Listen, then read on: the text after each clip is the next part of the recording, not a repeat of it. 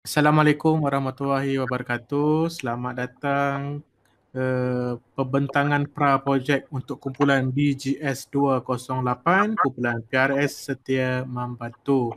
Baik, sebelum kita mulakan pembentangan, saya ingin memperkenalkan kita ada dua orang guru penilai iaitu Cikgu Hafizah dan juga Cikgu Zafidi yang akan menilai prestasi serta cara pembentangan yang akan dibentangkan oleh kumpulan BGS 208. Nah, okay, tanpa membuang masa, kita mempersilakan wakil kumpulan BGS 208 PRS Setia Membantu untuk memulakan sesi pembentangan anda. Silakan. Terima kasih kepada Cikgu Hasnan. Nama saya Nur Dami Amirah binti Muhammad Azham, ketua kumpulan ini. Hari ini saya dan Nur Azwa Safrina akan membentangkan pra-projek ini. Tajuk projek kami ialah pakar kardiologi. Tema projek ini ialah eksplorasi kerjaya. ID kumpulan kami ialah BGS 208. Nama kumpulan kami ialah PRS Setia Membantu. Nama ID PRS dan ahli kumpulan. Haris Daniel bin Hazel Adria, PRSB 2055. Niroshini anak perempuan Subraniam, PRSB 2056. Nur Azwa Safrina binti Khairul Zamir, PRSB 2057. Sharifah Farisha Safrina binti Jamil, PRSB 2058. Wan Nur Hafiza Shazira binti Wan Rusli, PRSB 2059. Ethan Lim Junhao, PRSB 2072. Nur Damia Amirah binti Muhammad Azham, PRSB 2073. Akhir sekali, Tan Hui Mi, PRSB 2074. Terusnya ialah objektif projek. Objektif projek ini ialah untuk murid-murid akan lebih memahami tentang kerjaya pakar kardiologi. Dapat membantu murid mengenali kerjaya berdasarkan kelebihan diri, kemampuan diri dan kekuatan diri. Dan untuk meluaskan lagi pengenalan kerjaya kepada murid. Seterusnya ialah sasaran projek. Ialah untuk semua murid SMK Putrajaya Persin 51 dan SMJK Johor. Dan sasaran projek ini juga untuk semua murid sekolah menengah dan sekolah rendah di Malaysia. Ibu ini memberikan pendedahan awal dan maklumat kepada semua murid sekolah rendah dan sekolah menengah. Ibu ini memberi manfaat kepada murid-murid sekolah rendah dan sekolah menengah yang ingin menceburi bidang perubatan. Seterusnya ialah AJK dan guru penyela projek. Guru penyela projek ialah Puan Suria binti Johari dan Puan Loh Shin Wei. Ketua kumpulan ialah Nur Damia Amirah binti Muhammad Azham. Penolong ketua ialah Niroshini anak perempuan Subraniam. Setiausaha ialah Nur Azwa Safrina binti Khairul Zamir. Seterusnya ialah Bendahari Ethan Lim Junhao. Akhir sekali ialah Haris Daniel bin Hazel Arya.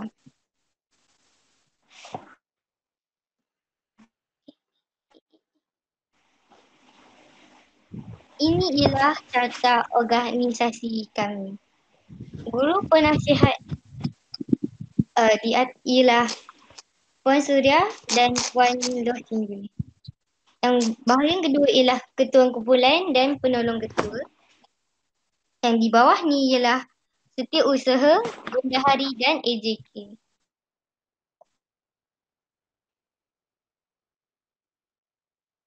Skop tugas semua ahli. Nur Damia Amirah binti Muhammad Azham membahagikan kerja kepada ahli kumpulan, membuat perjumpaan di Google Meet untuk berbincang dan mencari maklumat penting. Yang kedua ialah Niroshini anak perempuan Subraniam menolong dalam membuat PowerPoint dan mencari maklumat. Ketiga ialah Nur Azwa Safrina binti Khairul Zamir. Tugasnya ialah mencatatkan perkara yang dibincang semasa perbincangan dan mencari maklumat. Yang keempat ialah Ethan Lim Junhao. Tugasnya ialah menolong dalam membuat PowerPoint dan menguruskan hal berkenaan wang. Yang kelima ialah Haris Daniel bin Hazel Adria. Tugasnya ialah menolong AJK yang memerlukan pertolongan. Yang keenam ialah Wan Nur Hafiza Shazira binti Wan Rusli, menolong dalam pencarian maklumat. Tan Huimi, menolong dalam pencarian maklumat. Akhir sekali, Sharifah Farisha Safrina binti Jamil juga menolong dalam pencarian maklumat. Penerangan ringkas projek. Kami memilih tajuk ini kerana kami rasa pekerjaan ini memerlukan tanggungjawab yang besar dan bukan dari segi pakaian yang cantik, tapi ada keinginan yang mahu menyelamatkan ramai pesakit. Sumber info kami ialah melalui internet bagi trade minat kerjaya dan trade inventory personality ialah merujuk guru bimbingan kaunseling dari SMJK Chonghua dan sedikit maklumat dari perpustakaan awam. Dan tiada kos yang terlibat. Akhir sekali ialah harapan projek. Selepas tamat projek ini, harapan kami terhadap projek ini ialah berharap e-book ini dapat membantu murid-murid memilih kerjaya dan berharap maklumat ini dapat membantu ramai pelajar. Akhir sekali kami juga berharap projek ini dapat memberi motivasi kepada murid-murid. Sampai sini sahaja pembentangan kami. Sekian, terima kasih. Okey, terima kasih Damia atas pembentangan. Dipersilakan Cikgu Hafizah. Okey, terima kasih Cikgu Hasnan. Assalamualaikum warahmatullahi wabarakatuh dan salam sejahtera. Tahniah kepada Damia. Tadi Damia bentang seorang ke Nur Azwa bentang juga? Saya bentang seorang sebab saya pun tak tahu Azwa ada kat sini ke tak. Azwa tadi ada. Cuma tak bercakap ke? Okey, tak apa. Damia tolong buka slide objektif.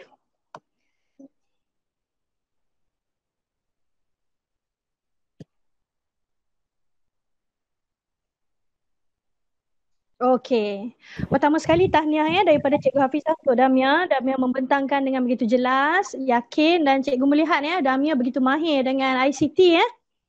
Damia darjah berapa? Tingkatan 2. Tingkatan 2. Oh, ini sekolah menengah. Sorry. Tingkatan 2. Mahir sebegini tahniah . Okey Damia, take note objektif projek yang nombor 1, murid-murid akan lebih memahami tentang kerjaya pakar kardiologi. Luas sangat tu. Baiki ayat ni, murid-murid akan lebih memahami skop tugas kerjaya pakar kardiologi. Boleh? Boleh. Ataupun skop tugas dan syarat pendidikan untuk memilih kerjaya pakar kardiologi. Sebab kalau tentang kerjaya itu dia begitu luas. Yang nombor 2 ni dapat membantu murid mengenali kerjaya berdasarkan kelebihan diri, kemampuan diri dan kekuatan diri. Kita baiki sikit dapat membantu murid mengenal pasti kesesuaian diri dengan kerjaya ini. Jadi dia tengok diri dia nak check tengok diri dia, kelebihannya, kemampuannya, kekuatannya sesuai tak dengan kerjaya ni. Boleh? Boleh. Okey, yang ketiga untuk memberikan maklumat terperinci berkaitan kerjaya ini kepada murid-murid. Boleh? Boleh. Okey, sebab penulisannya objektif ni dah baik. Cuma ada perkataan-perkataan yang kita nak bagi lebih jelas. Kemudian sasaran juga ditulis dengan baik. Tahniah sebab Damia ketua kumpulan kan? Ya. Okey, Damia bertindak sebagai ketua yang baik kerana membuat agihan tugas dengan ahli kumpulan. Okey. Kalau cikgu nak tanya ringkaslah Damia, kenapa kumpulan Damia pilih pakar bedah kardiologi? Sebab kami rasa pekerjaan ini memerlukan tanggungjawab yang sangat besar. Sebab kalau contohlah kalau dia buat pembedahan tu kan tersalah buat kan akan ada akan ada efek yang besar terhadap dia punya career tu uh, macam dia akan efek tak dia punya affected dia punya career tu. Kerjaya lain pun ada tanggungjawab yang besar juga. Dia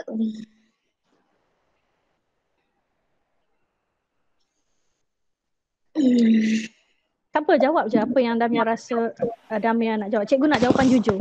biasa pembedahan. Azwa dah masuk. Azwa boleh jawab?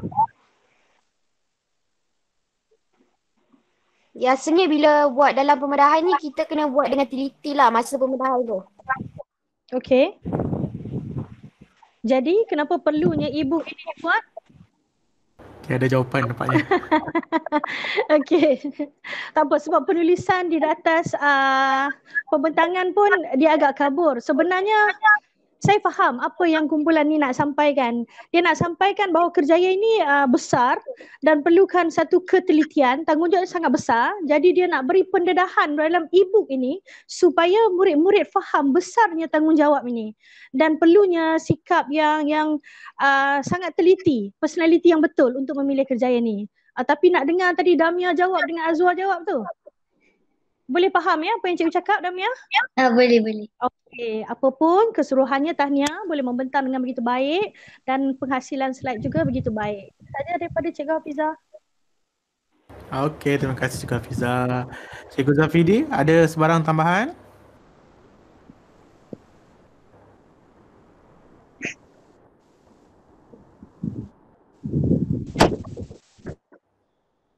Okey, tak ada, tak apa. Baik, di pihak saya. Okey. Saya nak ulas tentang soalan Cikgu Hafizah tadi kan. Bila jawapan yang diberikan oleh Damia dengan Azwa tadi, okey dah.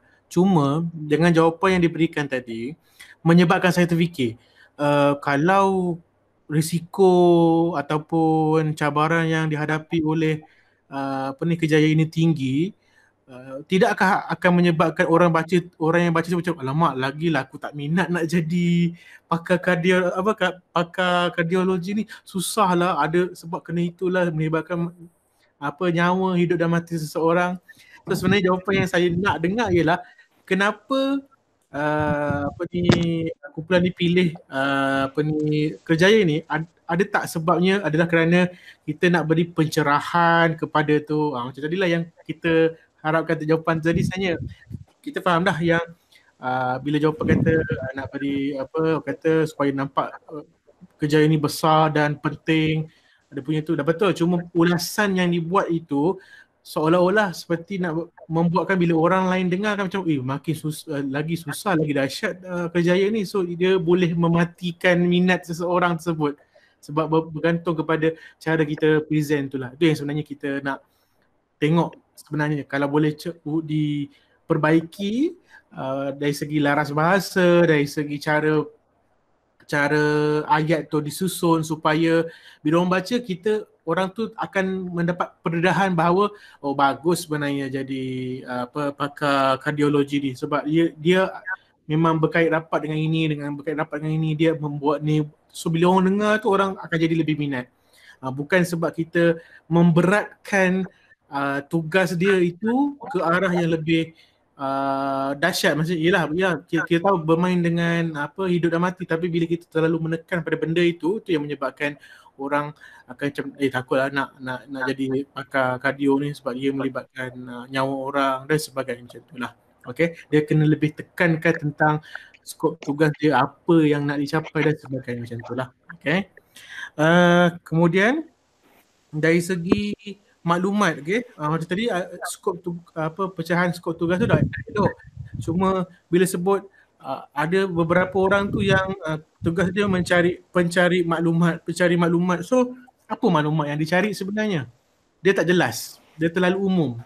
Mungkin contohnya Tan dengan contoh kalau Tan tadi diletakkan sebagai pencari maklumat, mencari maklumat berkaitan trait personality seorang pakar bedah kardiologi. Itu yang kita nak. Detailnya macam itu.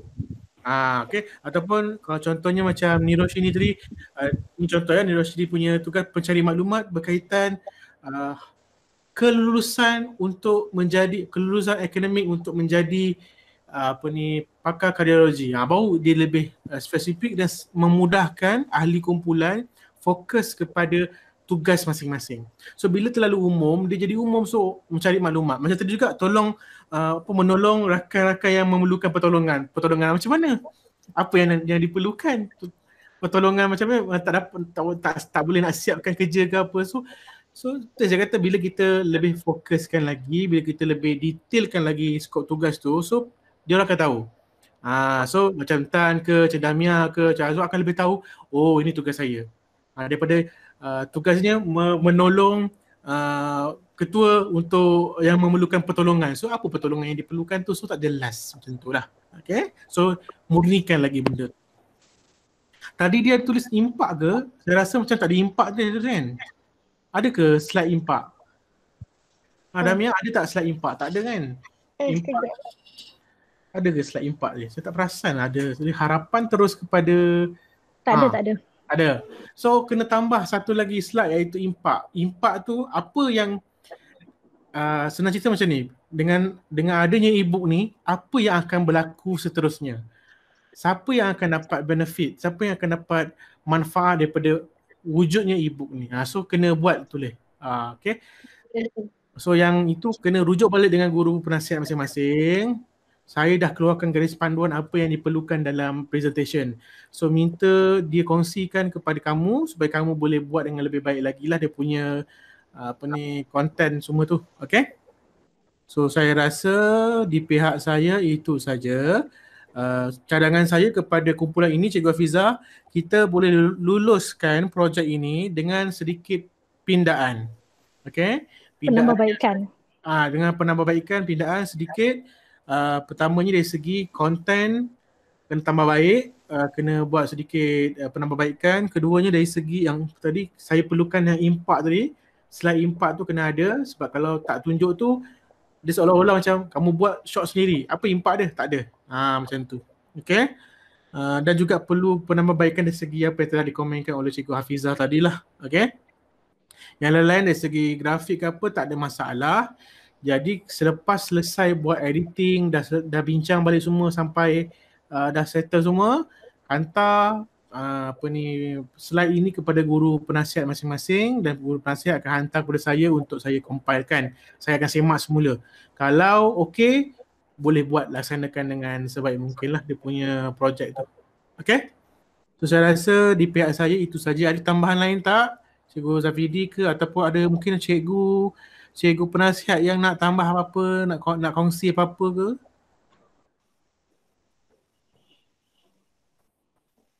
Tak ada?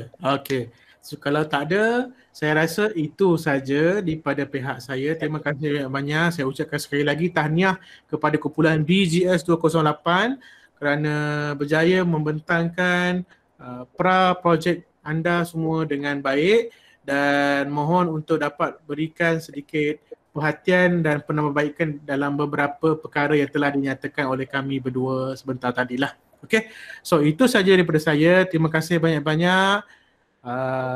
Kita jumpa lagi dalam sesi yang seterusnya nanti, insyaAllah.